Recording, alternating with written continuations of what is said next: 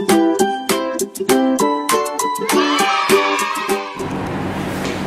adik-adik, bagaimana kabarnya hari ini? Semuanya bersuka cita? Sudah siap untuk memuji nama Tuhan? Siap dong Loso. Ya, kalau Loso Resti gimana kabarnya? Oh, puji Tuhan, sehat selalu. Wah, Loso pun juga bersuka cita hari ini juga dalam keadaan yang sehat dan siap untuk bersama-sama adik-adik di rumah untuk beribadah ya. Yuk, sebelum kita memulai ibadah kita hari ini, kita akan sama-sama berdoa. Loso Resti akan memimpin kita di dalam doa. Ayo adik-adik, lipat tangan, tutup mata, mari kita berdoa. Tuhan Yesus, terima kasih pernyataan Tuhan kepada kami. Tuhan, sebentar lagi kami akan memulai kebaktian kami. Kiranya Tuhan berada di tengah-tengah kami. Terima kasih Tuhan. Amin. Amin. Yuk, adik-adik yang terkasih, kita naikkan pujian pertama kita, Mars Sekolah Minggu.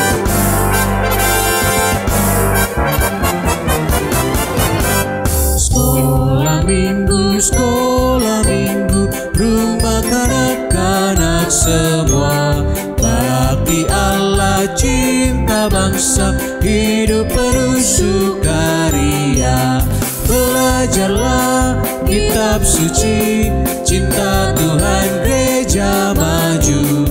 Jalankanlah perintahnya, muliakan sepanjang hidup.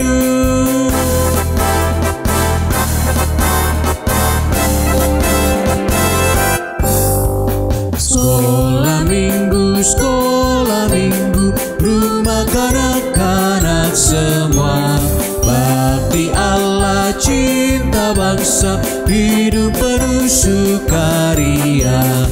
Belajarlah kitab suci, cinta Tuhan, gereja maju. Jalankanlah perintahnya, muliakan sepanjang hidup.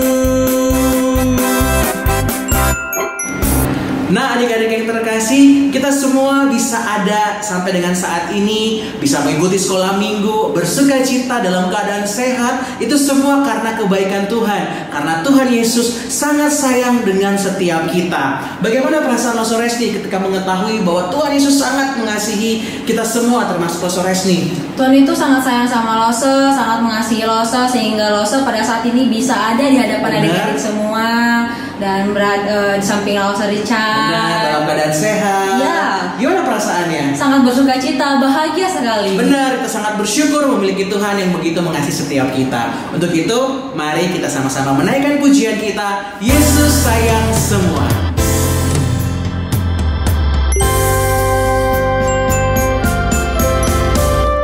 Yesus sayang semua, semua, semua. Yesus sayang semua, sayang semua. Sayang papa, sayang mama, sayang kakak, sayang adik, sayang kamu dan sayang semua.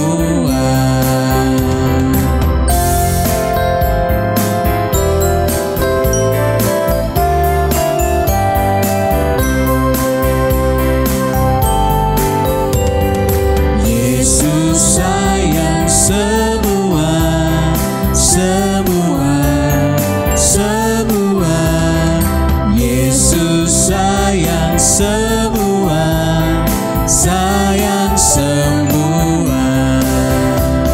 Sayang papa, sayang mama, sayang kakak, sayang adik, sayang kamu dan sayang semua.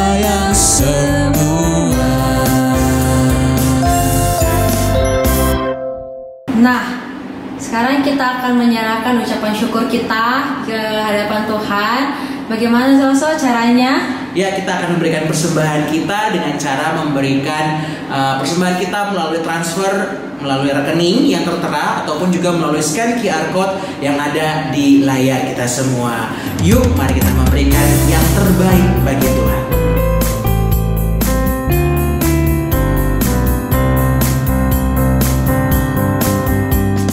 I love you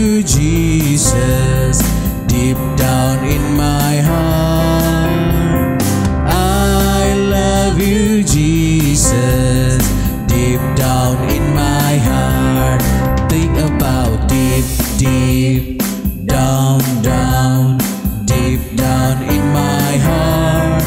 Talk about deep down, deep down in my heart.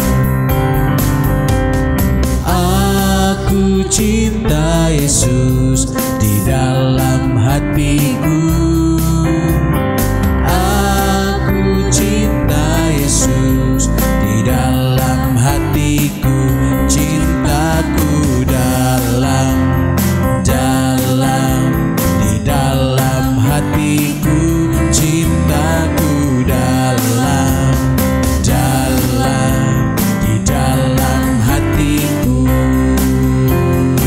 Yuk anak-anak yang terkasih, kita membawa persembahan kita dalam doa. Mari kita berdoa. Tuhan Yesus, kami sungguh bersyukur untuk pemeliharaan Tuhan, untuk setiap berkat-berkat yang Tuhan nyatakan bagi setiap kami.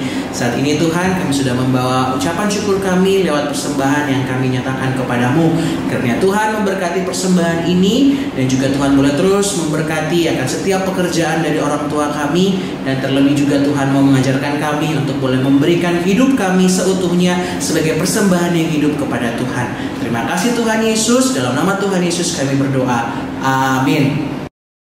Nah, tiba akhirnya kita akan mendengarkan firman Tuhan. Di sini kita mari bernyanyi. Nyanyi apa Lose? Kita mempersiapkan diri kita dengan menaikkan pujian firman indah, firman ajaib, firman yang memberi hidup. Firman indah, firman ajaib, firman yang hidup. Firman indah, firman ajaib, firman yang hidup. Firman indah, firman ajaib, firman yang hidup. Firman indah, firman ajaib, firman yang hidup.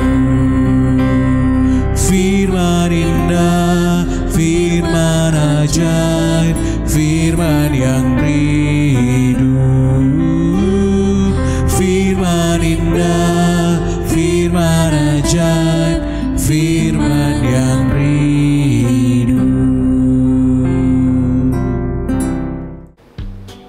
Halo adik-adik semuanya, gimana kabarnya minggu ini? Semuanya gembira? Ya, lalu saya juga gembira bisa ketemu adik-adik di sini pada hari minggu ini. Yuk, sebelum kita mendengarkan kebenaran firman Tuhan, kita mau berdoa sejenak. Semuanya lipat tangan dan tutup mata. Kita berdoa. Tuhan Yesus, terima kasih buat setiap kesempatan yang kami bisa pakai untuk mendengarkan kebenaran firman-Mu. Tuhan, tolonglah setiap hati kami untuk bisa tenang dan juga mengerti akan kebenaran yang disampaikan melalui cerita-cerita yang kami dengar. Kami serahkan waktu ini di dalam tangan-Mu, hanya dalam nama Yesus Kristus kami bersyukur dan kami berdoa. Semua percaya katakan amin. Adik-adik, kita sudah mendengar dan juga kita sudah kenal siapa Paulus. Kita akan belajar salah satu kisah tentang perjalanan Paulus. Kita sudah banyak tahu bahwa kisah perjalanan Paulus itu sampai di Tesalonika, di kota yang bernama Berea, dan akhirnya salah satu tempat bernama Athena. Kita tahu di Athena itu banyak sekali patung-patung ataupun dewa-dewa di situ. Dan Paulus mengatakan dan juga memperkenalkan Yesus Kristus kepada orang-orang yang ada di kota-kota tersebut. Kenapa Paulus bisa mengabarkan dan juga memperkenalkan Yesus ke kota-kota tersebut? Itu karena perintah Tuhan, adik-adik. Kita coba lihat salah satu ayat perintah Tuhan ya. Di dalam Kisah Para Rasul 23 ayatnya yang ke-11. Kisah Rasul pasal 23 ayat yang ke-11. Siapa yang bacakan? Pada malam berikutnya Tuhan datang berdiri di sisinya dan berkata kepadanya, "Kuatkanlah hatimu, sebab sebagaimana engkau dengan berani telah bersaksi tentang aku di Yerusalem, demikian jugalah hendaknya engkau bersaksi di Roma." Maka daripada itu adik-adik, perintah Tuhan bagaimana dia bersaksi di tempat-tempat lain, akhirnya Tuhan memerintahkan Paulus untuk bersaksi juga Dan inilah awal mula perjalanan Paulus menuju Roma. Saksikan.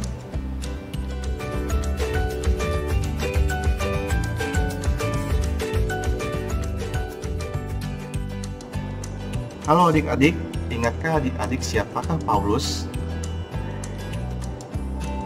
Ya, Paulus adalah orang yang dipakai Tuhan untuk mengabarkan dan memperkenalkan Yesus kepada orang-orang yang belum percaya. Kita bilangnya orang-orang bukan Yahudi. Tuhan ingin ia mengabarkan Yesus kepada orang-orang yang bukan Yahudi. Maka akhirnya Paulus melakukannya. Dia melakukannya dengan cara dia melewati 3 perjalanan. Dia melewati Syria, Turki, dan akhirnya pergi menuju ke orang-orang Yunani. Melewati perjalanan itu dan juga pelayanan itu, banyak orang percaya dan mengenal siapa Yesus melalui pelayanan Paulus. Dan melalui banyaknya orang-orang percaya ini, banyak juga gereja yang didirikan karena orang percaya ini. Bertahun-tahun kemudian, melalui pelayanan Paulus ini, akhirnya Paulus kembali ke Yerusalem. Tapi sungguh terkejut dia ketika sebagian orang gak suka sama ajarannya. Bukan hanya banyak yang suka, tetapi banyak juga yang tidak suka tentang ajaran Paulus. Dan akhirnya mereka menyerang Paulus.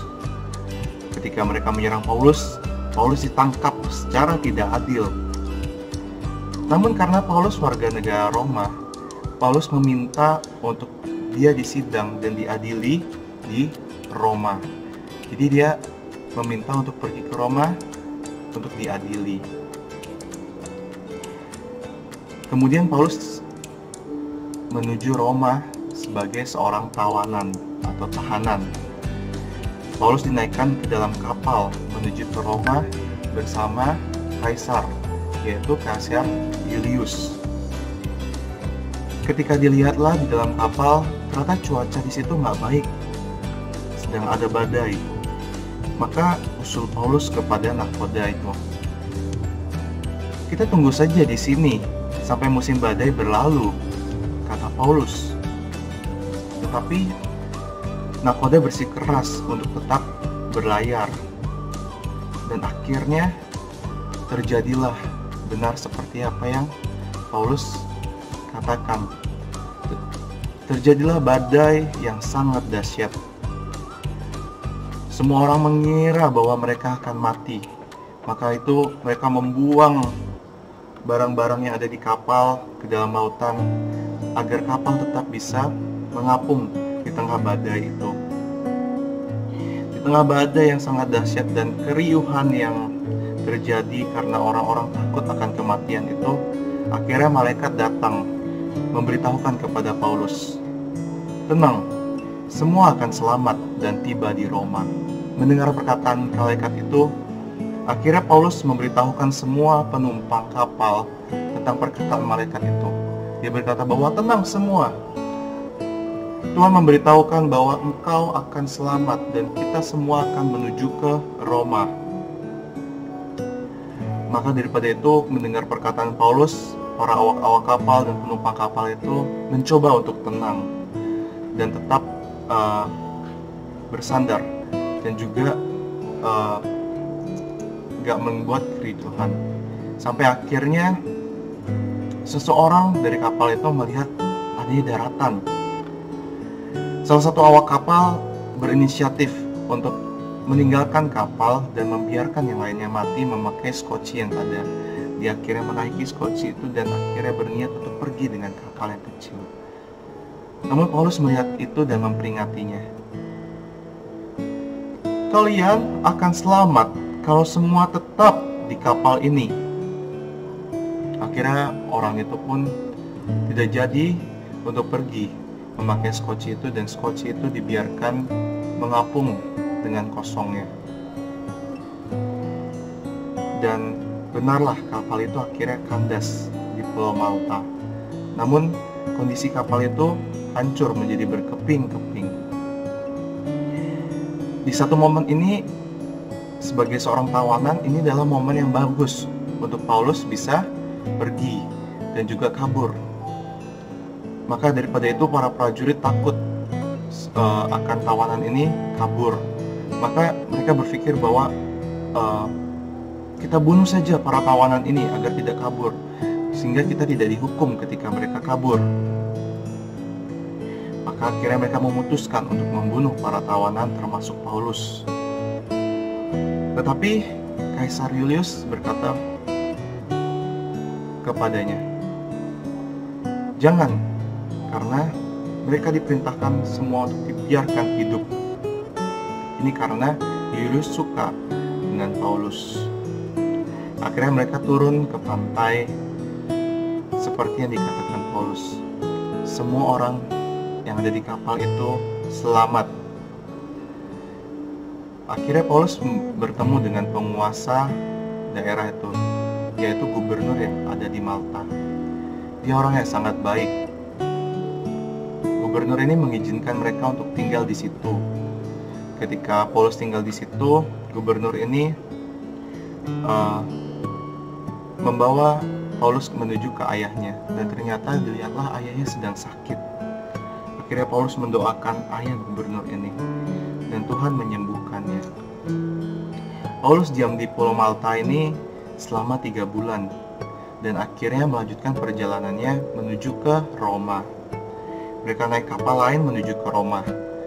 Akhirnya sampailah Paulus di Roma, dan di sana Paulus dibelenggu dan dikurung di dalam satu rumah. Dan di rumah itu dia menulis surat banyak untuk mengajar gereja-gereja baru di seluruh dunia. Dan sampai saat ini surat-surat itu termasuk ke dalam satu Alkitab kita. Ya, begitulah ceritanya adik-adik bagaimana Paulus menuju ke Roma. Banyak pelayanan yang gak mudah. Banyak kehidupan juga kita rasakan gak mudah. Tapi ada 2 hal yang kita bisa pelajarin dari cerita Paulus hari ini.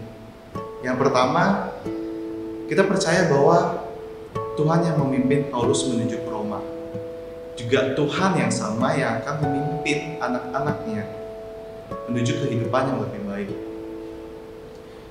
Ketika kita menjalani kehidupan, banyak kesulitan. Tapi satu hal yang pasti menghibur kita adik-adik apa?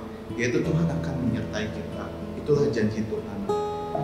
Jadi ketika kita mengalami kesulitan, kita mengalami ketakutan, kita mengalami kesedihan, jangan merasa bahwa Tuhan meninggalkan kita.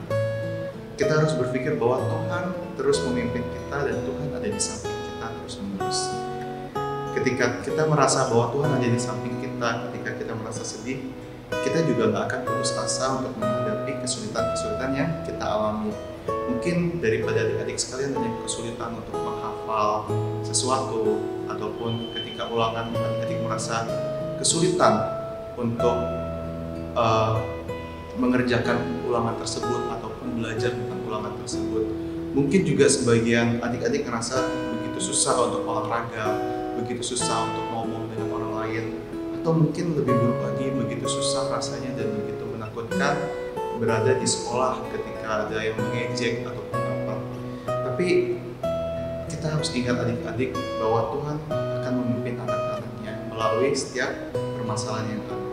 Jangan putus asa, Tuhan akan selalu menyertai kita, dan kita harus berani untuk berubah, karena Tuhan akan menyertai kita sama seperti Paulus. Paulus juga tahu bahwa itu adalah hal yang susah untuk pergi ke Roma, tapi dia tetap berusaha. Kita juga harus tetap berusaha untuk melakukan itu meskipun itu kesulitan dalam ulangan, kesulitan dalam bersosialisasi, kesulitan dalam belajar. Kita harus tetap berjuang karena Tuhan gak akan meninggalkan anak-anaknya. Itu yang pertama, bahwa ketika kita dipanggil Tuhan, Tuhan akan memimpin anak-anaknya sama seperti Paulus dipimpin oleh Tuhan. Pesan yang kedua adalah ketika kita tahu bahwa Tuhan memimpin anak-anaknya, kita nggak boleh takut. Sama seperti yang malaikat bilang waktu di dalam kapal, malaikat berkata kepada Paulus, jangan takut, semua akan selamat. Ya mungkin kehidupan ataupun orang di kapal itu nggak percaya gitu ya adik-adik, bahwa di tengah-tengah badai yang begitu menakutkan mereka akan selamat. Tapi itu kataan malaikat, dan juga Paulus berkata seperti itu. Dan akhirnya mereka mau taat. Ya, pesan yang kedua adalah kita harus taat adik-adik. Jangan takut dan kita harus taat akan firman Tuhan. Orang-orang akhirnya taat di kapal dan gak ada yang pergi memakai kunci itu menuju ke daratan. Karena itu yang Paulus katakan bahwa semua orang akan selamat. Maka itu kita harus taat juga di dalam kehidupan kita. Banyak hal yang kita nggak mengerti, misalkan orang tua kita marahi kita, ataupun orang tua kita melarang kita, guru kita melarang kita, ataupun sekolah melarang ataupun membuat peraturan-peraturan yang akhirnya membatasi kehidupan kita. Tapi kita harus sadari adik-adik, kita harus belajar taat di masa muda kita. Sebagai anak muda kita harus taat, karena ketika kita taat akan firman Tuhan, akan peraturan yang dibuat, itu akan mendatangkan kebaikan bagi setiap diri kita. Jadi itu dua hal yang kita bisa pelajari pada minggu hari ini. Yang pertama adalah Tuhan akan memimpin anaknya, dan yang kedua jangan takut, kita harus taat. Itu harus kita ingat ya adik-adik semua. Ya, sampailah akhirnya kita di ujung dari cerita kita hari ini. Dan seperti biasa adik-adik ada ayat hafalan. Untuk kelas kecil ayat hafalnya terdapat dalam Amsal 9 ayat 10a yang berbunyi, permulaan hikmat adalah takut akan Tuhan. Sekali lagi, permulaan hikmat adalah takut akan Tuhan. Untuk yang kelas besar terdapat dalam Mazmur 121 ayat yang ke-7. Tuhan akan menjaga engkau terhadap segala kecelakaan. Ia akan menjaga nyawamu. Sekali lagi, Tuhan akan menjaga engkau terhadap segala kecelakaan. Ia akan menjaga nyawamu. Ya, adik-adik, dari perenungan firman Tuhan hari ini dan ayat hafalannya, tolong direkam seperti biasa dan juga dikirim ke lause-lause yang ada di gereja kepada wali kelas masing-masing. Mari kita mau sama-sama tutup firman Tuhan hari ini di dalam doa. Semuanya mari kita sama-sama tutup mata dan lipat tangan. Tuhan, terima kasih karena hari ini kami belajar tentang bagaimana Paulus di tengah pelayanannya mengalami kesulitan. Namun Engkau tetap tolong dan bantu. Tuhan, kami sebagai anak-anak-Mu juga tidak lepas dari kesulitan. Mungkin dalam sekolah, di dalam keluarga, sosialisasi kami dengan teman-teman kami. Tapi kami tahu bahwa Engkau akan menolong setiap kami. Tolong sertai kami selama seminggu ke depan. Inilah kami anak-anak-Mu dan pakailah kami menjadi alat-Mu dan juga menjadi berkat bagi sekeliling kami. Hanya dalam nama-Mu Tuhan Yesus Kristus kami bersyukur dan kami berdoa. Semua yang percaya katakan amin. Selamat hari Minggu, Tuhan Yesus memberkati.